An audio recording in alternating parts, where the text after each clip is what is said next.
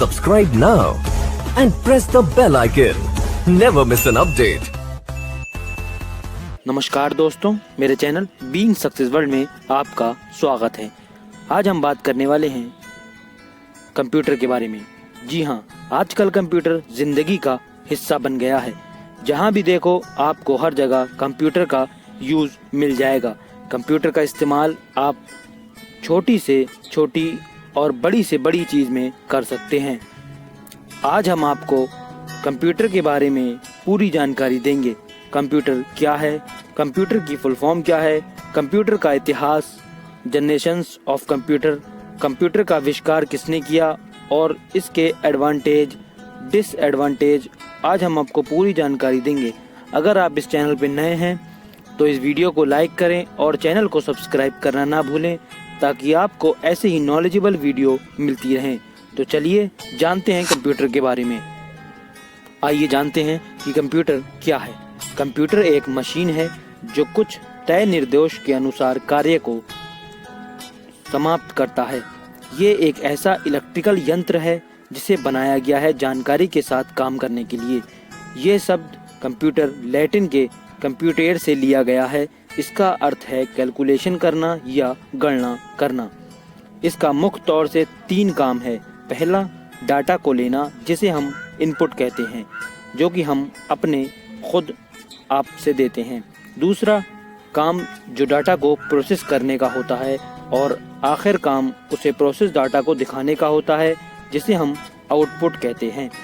Modern computer का जनक Charles Babbage को कहा जाता है, क्योंकि उन्होंने ही सबसे पहले मैकेनिकल कंप्यूटर को डिज़ाइन किया था, जिसे एनालिटिकल इंजन के नाम से भी जाना जाता था। इसमें पंच कार्ड की मदद से डाटा को इंसर्ट किया जाता था। तो कंप्यूटर को हम एक ऐसा एडवांटेज इलेक्ट्रिकल डिवाइस कह सकते हैं जो कि रॉ डाटा को इनपुट के तौर पर यूज़र से लेता है, फिर उस डाटा को प्रोग्रेस के द्वारा प्रोसेस करता है और आखिर में परिणाम के आउटपुट के रूप में प्रकाशित करता है। ये दोनों न्यूमेरिकल और नॉन न्यूमेरिकल कैलकुलेशन को प्रोसेस करता है। आइए अब जानते हैं कि कंप्यूटर की फुल फॉर्म क्या है। तकनीकी रूप से कंप्यूटर की कोई फुल फॉर्म नहीं है, फिर भी कंप्यूटर का एक काल्पनिक फुल फॉर्म बनाया गया है। C for commonly, O for operating, M for machine, P for particularly, U for used, T for technical, E for education and R for research. तो commonly operating machine, particularly used for technical, education, research. आइए अब बात करते हैं computer के इतिहास के बारे में। इस बात की सही तरह से प्रमाण नहीं किया जा सकता कि कब से कंप्यूटर का डेवलपमेंट शुरू किया गया, लेकिन ऑफिशियली कंप्यूटर का डेवलपमेंट को जनरेशन के मुताबिक क्लासीफाई कर दिया गया है। ये मुख्य तौर से 5 हिस्सों में बटे हुए हैं। जब बात कंप्यूटर की जनरेशन की आती है, तब इसका तात्पर्य होता है कि कंप्यूटर की पीढ़ियाँ, जैसे कंप्यूटर के विकास होता है, उन्हें अलग अलग पीढ़ियों में विभाजित कर दिया गया, जिससे कि इनके सटीक रूप से समझने में आसानी हो। कंप्यूटर की पहली पीढ़ी, जो कि 1940 से 1956, जिसे हम वैक्यूम ट्यूब के नाम से जानते हैं। सबसे पहले जनरेशन के कंप्यूटर वैक्यूम ट्यूब को, सिक्योरिटी मैग्नेटिक ड्रम को मेमोरी के लिए इस्तेमाल करते थे। ये साइज में काफ़ी बड़े बड़े हुआ करते थे। इनको चलाने में काफ़ी शक्ति का इस्तेमाल होता था। ज़्यादा बड़ा होने के कारण इसमें हीट की भी बहुत समस्या थी, जिससे ये कई बार मैन्युफैक्चरिंग भी होता था। इसमें मशीन लैंग्वेज का इस्तेमाल होता है। उदाहरण के तौर पर यूनिवैक और एनिएक कंप्यूटर। कंप्यूटर की दूसरी पीढ़ी, जो कि 1956 से 1963 के बीच आई, जिसे हम ट्रांजिस्टर के नाम से जानते हैं। सेकेंड जनरेशन के कंप्यूटर में ट्रांजिस्टर ने वैक्यूम ट्यूब की जगह ले ली। ट्रांजिस्टर बहुत ही कम जगह लेते थे, छोटे थे, फास्टर थे, सस्ते थे और ज़्यादा एनर्जी एफिशिएंट थे। ये पहले जनरेशन की कंप्यूटर की तुलना में कम हीट जनरेट करते थे, लेकिन फिर भी इसमें हीट की समस्या अभी भी थी। इनमें हाई लेवल प्रोग्रामिंग लैंग्वेज जैसे कोबोल और फोर्ट्रान को इस्तेमाल में लाया गया था। कंप्यूटर की तीसरी पीढ़ी, जो कि 1964 से 1971 के बीच इंटीग्रेटेड सर्किट के नाम से जानी गई। थर्ड जनरेशन की कंप्यूटर में पहली बार इंटीग्रेटेड सर्किट का इस्तेमाल किया गया था, जिसमें ट्रांजिस्टर्स को छोटे छोटे कर सिलिकॉन चिप के अंदर डाला जाता था, जिसे सेमीकंडक्टर कहा जाता है। इसमें यह फ़ायदा हुआ कि कंप्यूटर की प्रोसेसिंग करने की क्षमता काफ़ी हद तक बढ़ गई। पहली बार इस जनरेशन के कंप्यूटर को ज़्यादा यूज़र फ्रेंडली बनाने के लिए मॉनिटर, कीबोर्ड और ऑपरेटिंग सिस्टम का इस्तेमाल किया गया। इसे पहली बार मार्केट में लॉन्च किया गया। कंप्यूटर की चौथी पीढ़ी जो 1971 से 1985 के बीच आई, जिसे हम माइक्रो प्रोसेसर के नाम से जानते हैं। फोर्थ जनरेशन की ये खासियत है कि इसमें माइक्रो प्रोसेसर का इस्तेमाल किया गया है, जिससे हज़ारों इंटीग्रेटेड सर्किट को एक ही सिलिकॉन चिप में एम्बेडेड किया गया। इससे मशीन के आकार को कम करने में बहुत ज़्यादा आसानी हुई। माइक्रो प्रोसेसर के इस्तेमाल में कंप्यूटर की एफिशिएंसी और बढ़ गई। ये बहुत ही कम समय में बड़े से बड़े वैल्यूएशन और कैलकुलेशन को कर पा रहा था। कंप्यूटर की पांचवी पीढ़ी जो 1985 से शुरू हुई और जो प्रेजेंट मतलब अब तक चल रही है, जिसे हम आर्टिफिशियल इंटेलिजेंस के नाम से जानते हैं। फिफ्थ जनरेशन आज के दौर का, जहां की आर्टिफिशियल इंटेलिजेंस ने अपना दबदबा कायम कर लिया है। अब नई नई टेक्नोलॉजी जैसे speech recognition, parallel processing, quantum calculation जैसे एडवांस तकनीक इस्तेमाल में आने लगे हैं। ये एक ऐसा जनरेशन है जहां की कंप्यूटर की आर्टिफिशियल इंटेलिजेंट होने के कारण स्वयं ही डिसीजन लेने की क्षमता आ चुकी है। धीरे धीरे इसके सारे काम ऑटोमेटेड हो जाएंगे। कंप्यूटर का आविष्कार किसने किया? आइए अब जानते हैं कंप्यूटर की डिस्कवरी के बारे में। आधुनिक कंप्यूटर के जनक किसे कहा जाता है?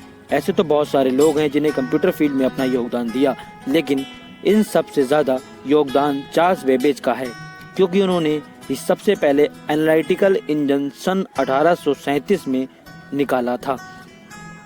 उनके इस इंजन में ALU बेसिक फ्लो यूनिट और इंटीग्रेटेड मेमोरी का कॉन्सेप्ट लागू की थी। इसी मॉडल पे बेस करके आजकल के कंप्यूटर को डिज़ाइन किया गया। इसी कारण उनको योगदान सबसे ज़्यादा है, तभी उनको कंप्यूटर के जनक के नाम से भी जाना जाता है, मतलब the father of computer Charles Babbage को कहा जाता है। आइए अब जानते हैं कि कंप्यूटर काम कैसे करता है। इनपुट वो स्टेप है जिसमें कि रॉ इन्फॉर्मेशन को इनपुट डिवाइस इस्तेमाल करके कंप्यूटर में डाला जाता है। इनपुट यानी कि हम कुछ भी कमांड कंप्यूटर को देते हैं। मान लीजिए हमने दिया 2 + 2, तो वो हमारा इनपुट हो गया। ये कोई लेटर, पिक्चर या कोई भी वीडियो भी हो सकता है। दूसरा होता है प्रोसेस के दौरान इनपुट किए गए डाटा को इंस्ट्रक्शन के अनुसार प्रोसेस की जाती है। ये पूरी तरह से इंटरनल प्रोसेस होती है। प्रोसेस के तौर पर हम समझाते हैं कि मान लो हमने 2 + 2 दिया, तो हमने 2 और 2 को प्लस का कमांड दिया, तो वो प्रोसेस यानी इंस्ट्रक्शन हमारा लेगा तो 4 कर देगा। अगर हम 2 - 2 करें तो उसको 0 कर देगा। इंस्ट्रक्शन के अनुसार डाटा को प्रोसेस करना कंप्यूटर के इंटरनल स्टोरेज में प्रोसेस कहलाता है। अब बात करते हैं आउटपुट की। आउटपुट के दौरान जो डाटा पहले से प्रोसेस हो चुका है उसे रिजल्ट के तौर पर शो किया जाता है, और यदि हम चाहें तो इस रिजल्ट को सेव करके मेमोरी में भी रख सकते हैं फ्यूचर के इस्तेमाल के लिए। ये था हमारा कंप्यूटर के काम करने का तरीका, इनपुट, प्रोसेस एंड आउटपुट। अब जानते हैं कंप्यूटर के कुछ मेन पार्ट्स के बारे में। यदि आपने कभी कंप्यूटर केस को भीतर से देखा होगा तो बहुत ज़्यादा कॉम्प्लिकेटेड दिखता है, पर वो एक्चुअली में उतना कॉम्प्लिकेटेड नहीं होता। आप में सब लोगों ने इन्हीं कंपोनेंट के बारे में कुछ जानकारी दूंगा, जिसमें पहले नंबर पे आता है मदरबोर्ड। किसी भी कंप्यूटर का मुख्य सर्किट बोर्ड को मदरबोर्ड कहा जाता है। ये एक पतली प्लेट की तरह दिखता है, पर ये बहुत सी चीज़ों को धारण किया हुआ होता है, जैसे CPU, memory, connector, hard drive और ऑप्टिकल ड्राइव के लिए, एक्सपेंशन कार्ड वीडियो और ऑडियो को कंट्रोल करने के लिए। इसके साथ साथ कंप्यूटर के सभी पोर्ट को कनेक्शन देखा जाए तो मदरबोर्ड कंप्यूटर के सारे पोर्ट्स के साथ डायरेक्टली या इनडायरेक्टली जुड़ा हुआ होता है। दूसरे नंबर पे आता है CPU हम प्रोसेसर के नाम से भी जानते हैं।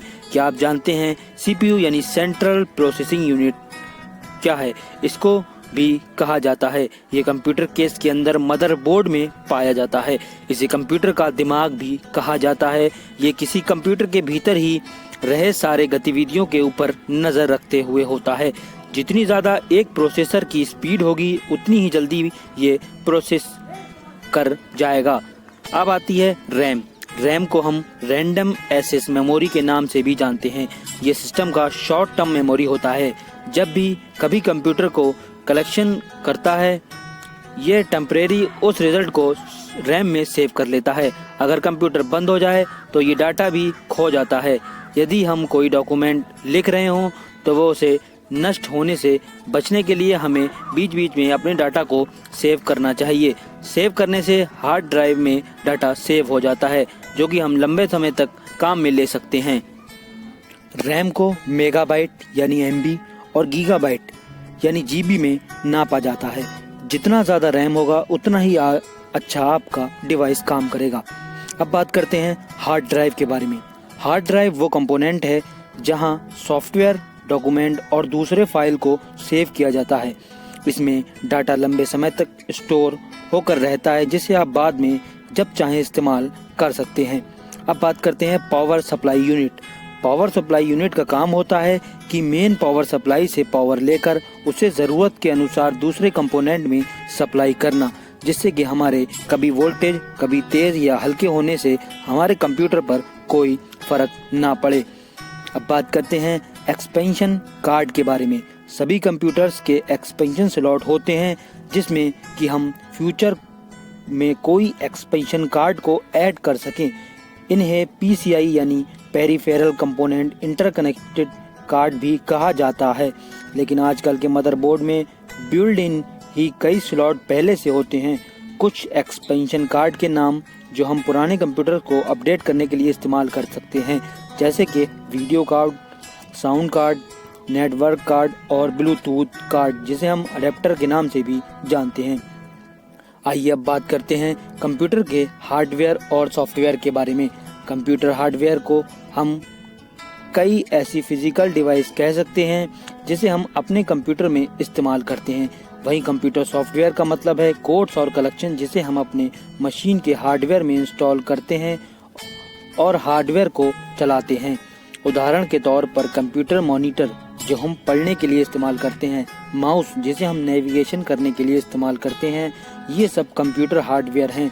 वहीं इंटरनेट ब्राउज़र जिससे हम वेबसाइट विजिट करते हैं और ऑपरेटिंग सिस्टम जिसमें हम इंटरनेट ब्राउज़र रन करते हैं, ऐसी चीज़ों को हम सॉफ्टवेयर कहते हैं।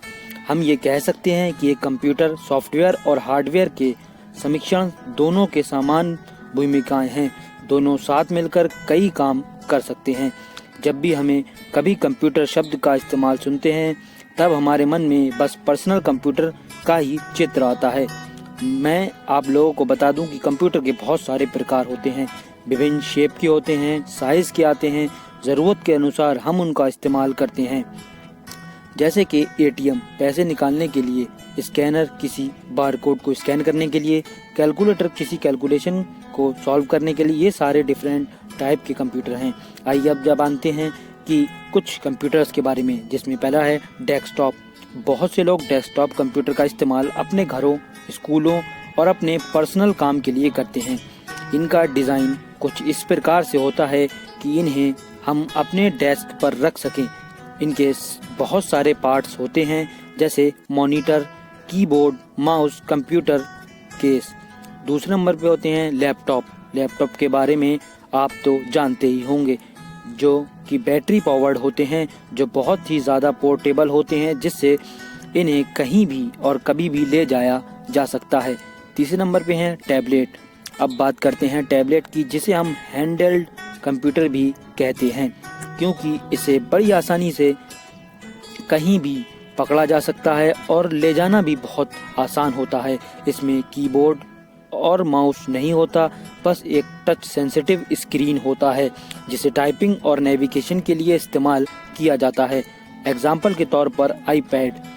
चौथा होता है सर्वर्स। एक सर्वर कुछ इस प्रकार का कंप्यूटर है जिसे हम इंफॉर्मेशन के आदान प्रदान के लिए इस्तेमाल करते हैं। उदाहरण के तौर पे जब भी हम कोई चीज़ इंटरनेट में खोजते हैं वो सारी चीज़ सर्वर में ही स्टोर होती है। और भी बहुत सारे प्रकार के कंप्यूटर होते हैं। आइए जानते हैं कुछ और प्रकार के कंप्यूटर जो शायद आप लोगों को ना पता हो। स्मार्टफोन यानी कि मोबाइल।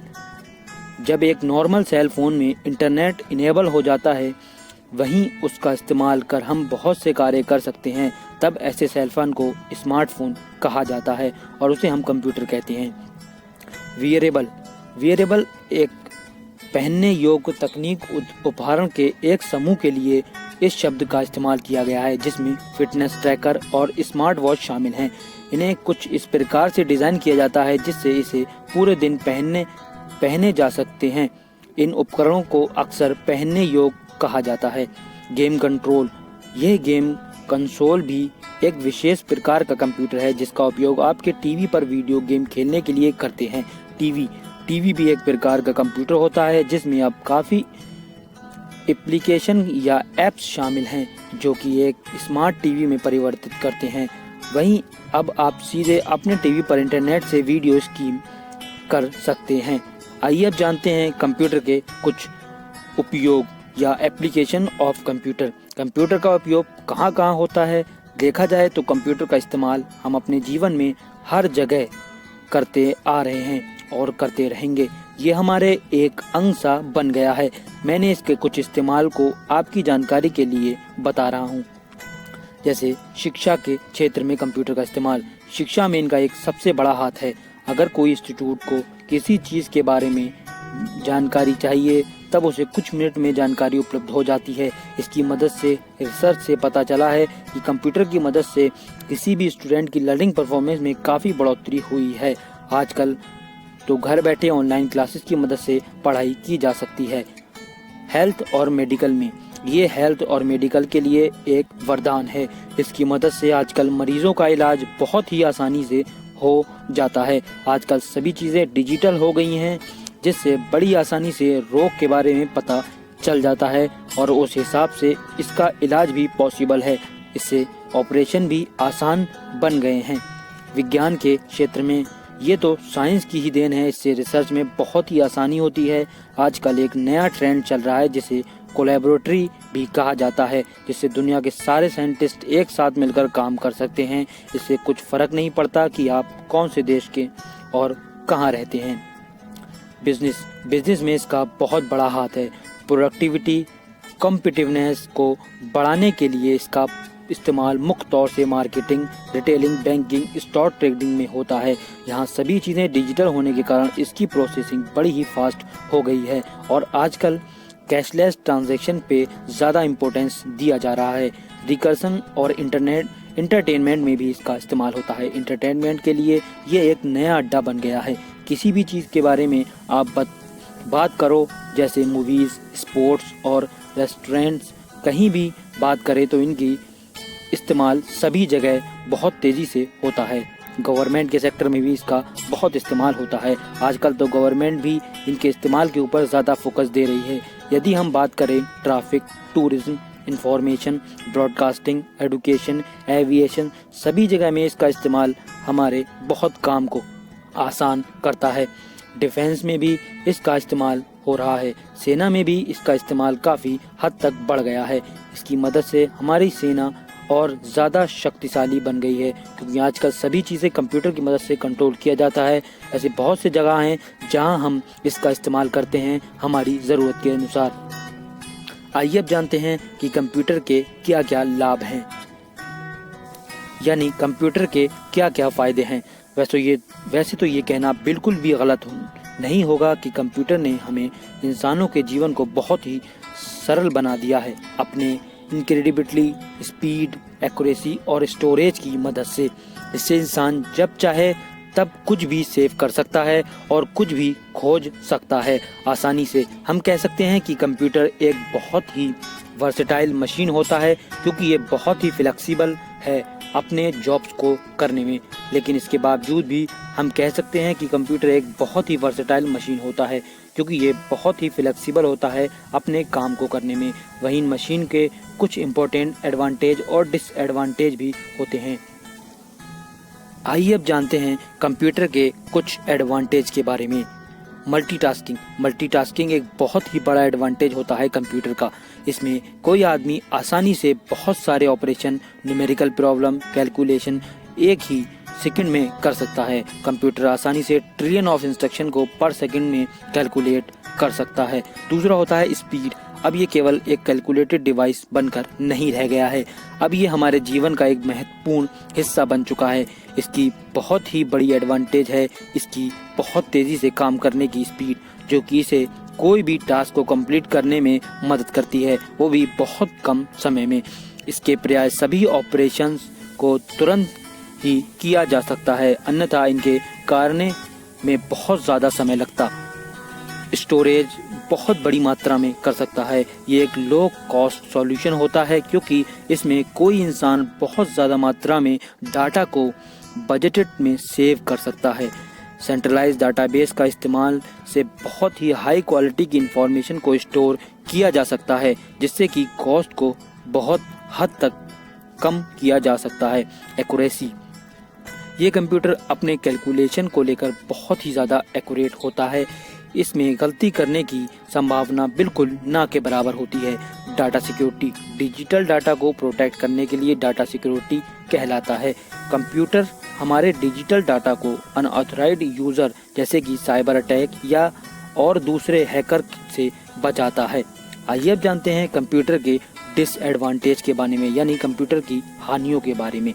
वायरस और हैकिंग अटैक। वायरस एक डिस्ट्रक्टिव प्रोग्राम होता है और हैकिंग उस अनऑथराइज्ड एक्सेस को कहा जाता है जिसमें ओनर को अपने बारे में पता नहीं किया जा सकता।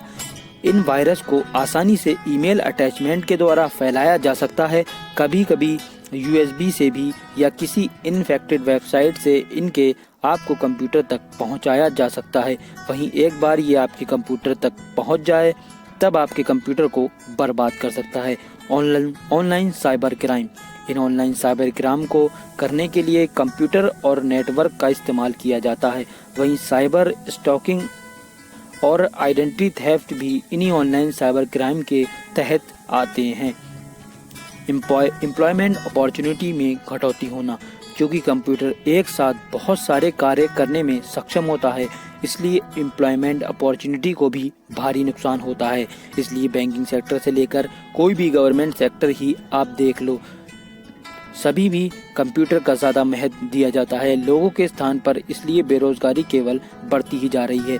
दूसरे डिसएडवांटेज की बात करूं तो इसकी IQ नहीं होती, ये बिल्कुल ही यूज़र के ऊपर निर्भर होता है। इसकी कोई फीलिंग नहीं होती, ये खुद कोई डिसीजन नहीं ले सकता। आइए अब जानते हैं कि कंप्यूटर का भविष्य क्या होगा, यानी आने वाले दौर में कंप्यूटर क्या होगा और कैसे बदलाव होंगे। वैसे तो दिन ब दिन कंप्यूटर में काफ़ी टेक्नोलॉजी बदलाव आ रहे हैं। दिन प्रतिदिन ये ज़्यादा सस्ती और ज़्यादा परफॉर्मेंस वाली, ज़्यादा कैपेसिटी वाली बन रहा है। जैसे जैसे लोगों की ज़रूरत बढ़ेगी वैसे वैसे इसमें और भी ज़्यादा बदलाव आएगा। पहले तो ये घर के आकार का था, अब ये हमारे हाथों में ही समा जा रहा है। एक समय ऐसा भी आएगा जब ये हमारे मन में नियंत्रण होगा। आजकल scientist optical computer, DNA computer, neural computer और क्वांटम कंप्यूटर के ऊपर ज़्यादा रिसर्च कर रहे हैं। इसके साथ साथ आर्टिफिशियल इंटेलिजेंस के ऊपर बहुत ज़्यादा ध्यान दिया जा रहा है ताकि ये खुद अपना काम कर सके। और अगर आपको ये वीडियो अच्छी लगे है तो इसको लाइक करें और चैनल को सब्सक्राइब करना ना भूलें और बेल आइकन को ज़रूर दबाएं ताकि ऐसी ही वीडियो आपको हमेशा मिलती रहे। धन्यवाद।